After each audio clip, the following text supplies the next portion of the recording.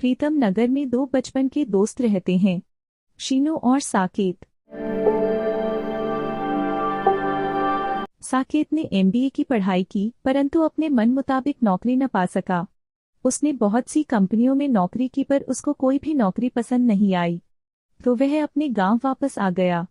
वहीं शीनू ने सिर्फ 5वीं कक्षा तक पढ़ाई की और गांव में ही छोटे मोटे काम करने लग गया, लेकिन इसके बावजूद भी उसको हर काम बहुत तजुर्बा था।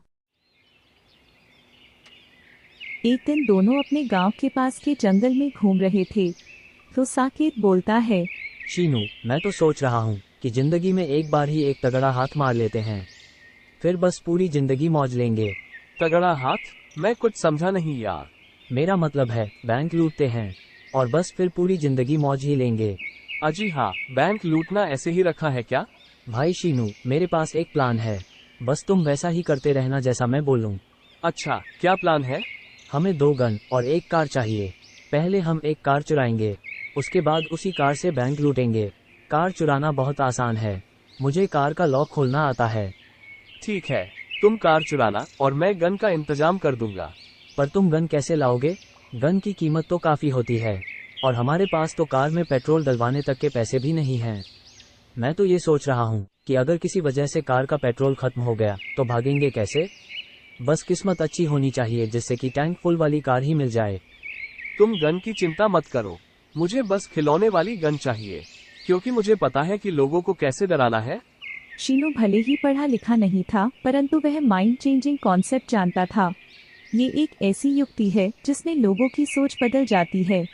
दोनों ने जंगल में बैठकर अपनी पूरी योजना बना ली। साकेत ने देखा कि एक व्यक्ति अपनी कार को रास्ते पर साइड लगाकर फोन पर बात कर रहा है, तो उसने सोचा ये तो बहुत ही शानदार मौका है, क्योंकि ज्यादातर लोग ऐसे में कार को लॉक भी नहीं करते हैं। और वही हुआ, चाबी कार में ही लगी हुई थी। साकेत ने कार और उस व्यक्ति का फोन लिया और फरार हो गया। फोन उसने इसलिए लिया जिससे कि वह व्यक्ति पुलिस को सूचना ना दे दे, और उधर शीनू बैंक के बाहर ही उसका इंतजार कर रहा है।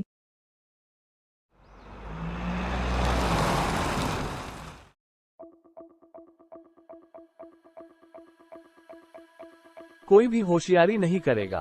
पहली बात तो ये है कि पैसा सरकार का है, पर तुम्हारी जान तुम्हारी अपनी है।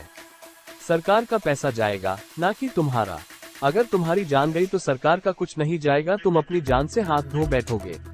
तो इसलिए बस चुपचाप बैठे हो तो बैठे रहो, खड़े हो तो खड़े रहो।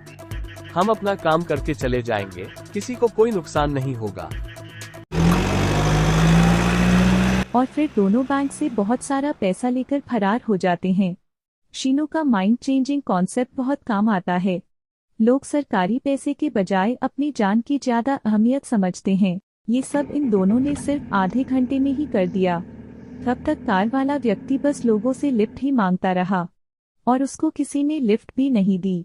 और उन दोनों ने कार को उससे थोड़ी दूरी पर खड़ी कर दिया और पैसे लेकर जंगल की ओर चले गए। भाई, इतना पैसा तो मैं पढ़ाई लिखाई करके कभी भी नहीं कमा पाता। क्या फायदा पढ़ाई लिखाई का? हाँ, सही कहा तुमने। मैंने तो एमबीए किया पर कुछ फायदा नहीं हुआ। चलो अब पैसे गिन लेते हैं। हाँ, सही कहा, तुमने एमबीए किया परंतु तुम फिर भी मूर्ख ही रहे। ये इतना सारा पैसा है कि हमें 10 दिन से भी ज्यादा लग जाएंगे इनको गिनने में। थोड़ा दिमाग लगाओ, जब टीवी पर न्यूज आएगी तो उसमें बताया जाएगा कि कितनी चोरी हुई है। कभी कभी किताबी ज्ञान से ज्यादा अनुभव मायने रखता है। शीनू ऐसा ही है। उधर बैंक मैनेजर असिस्टेंट मैनेजर से बोलता है, चलो जल्दी से पुलिस को फोन कर दो। नहीं, रुको सर, पहले हम 1 करोड़ रुपए अपने लिए निकाल लेते हैं, और जो हमने पिछले बजट में 1 करोड़ गबन किए थे उनको भी मिला देते हैं। तब जाकर हमारे यहां से 2 करोड़ 50 लाख की चोरी हुई है। तुम तो बहती गंगा में हाथ धोने में माहिर हो। मैं तो सोचता हूं कि हर महीने ऐसे ही चोरी होती रहे तो जल्दी ही हम बहुत अमीर हो जाएंगे। उधर शीनू और साकेत न्यूज सुनकर चौंक जाते हैं और बार बार पैसे गिनते हैं, परंतु वे तो मात्र 50 लाख ही थे। इसलिए ही कहते हैं, पढ़ा लिखा व्यक्ति अनपढ़ से ज्यादा बुद्धिमान होता है। सारी मेहनत हमने की, जान जोखिम में डाली, और मिला क्या सिर्फ 50 लाख, और बैंक मैनेजर 2 करोड़ गटक गया बिना कुछ किए ही।